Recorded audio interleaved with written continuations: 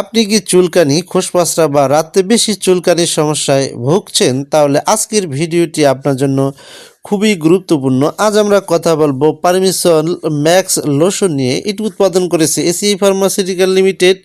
এটি একটি medical lotion যা মূলত খোসপচরা, স্ক্যাবিস এবং তীব্র চুলকানির চিকিৎসায় ব্যবহার করা হয়ে থাকে। পারমিসল ম্যাক্স লোশনে রয়েছে পারমিথ্রিন 5% এবং ক্লোটামিটন 10%। পারমিথ্রিন খোসপচরার জীবাণু ও ডিম ধ্বংস করে, আর ক্লোটামিটন চুলকানি ও জ্বালাপোড়া কমাতে সাহায্য করে।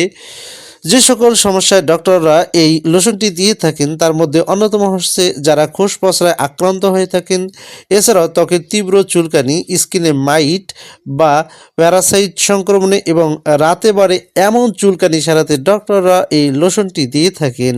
এই লোশনটি ব্যবহার করার সঠিক নিয়ম সম্পর্কে জানবো। ব্যবহারের আগে অবশ্যই গোসল করে শরীর ভালোভাবে পরিষ্কার করে শুকিয়ে নিতে হবে। এরপর গলা থেকে পা পর্যন্ত পাতলা করে লোশন লাগাতে হবে। আঙ্গুলের ফাঁক, বগল, কুচকি বা নখের নিচে অবশ্যই সাধারণত 8 থেকে 12 ঘন্টা পর্যন্ত এই লোশনটি শরীরের মধ্যে রেখে দিতে হয়। এরপর পরিষ্কার পানি দিয়ে ধুয়ে ফেলতে হয়। বেশিরভাগ ক্ষেত্রে 7 দিন পর আবার একবার ব্যবহার করতে বলা হয়ে থাকে। একটি গুরুত্বপূর্ণ সতর্কতা, সেটি হচ্ছে চোখ, মুখ ও খোলা ক্ষতে এই লোশনটি লাগানো যাবে না। 2 বছরের কম বয়সী শিশুদের ক্ষেত্রে ডাক্তারের পরামর্শ নিয়ে ব্যবহার করতে হবে।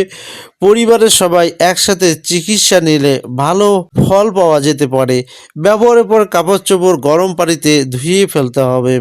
গর্ভাবস্থায় এবং বুকের দুধ খাওয়ানো মায়েরা এই লোশনটি ব্যবহার করবেন কিনা। গর্ভাবস্থায় বা বুকের দুধ খাওয়ানোর সময় এই লোশন ব্যবহারের আগে অবশ্যই ডাক্তারের সাথে পরামর্শ করে নিতে হবে। নিজে থেকেই এই লোশনটি ব্যবহার করা থেকে বিরত থাকতে হবে। এই লোশনটির সম্ভাব্য কিছু সামান্য পার্শ্ব প্রতিক্রিয়া রয়েছে, যেমন হালকা জ্বালা, লালচে ভাব, সাময়িক চুলকানি।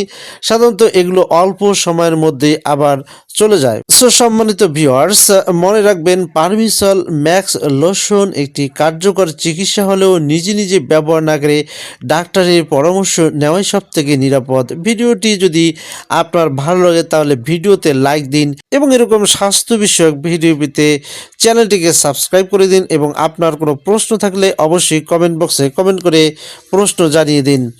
সো বন্ধুরা, আজকের মতো এখানে বিদায় নিচ্ছি। দেখা হবে পরবর্তীতে নতুন কোনো ভিডিওতে, নতুন কোনো টপিকের উপরে। আল্লাহ হাফেজ।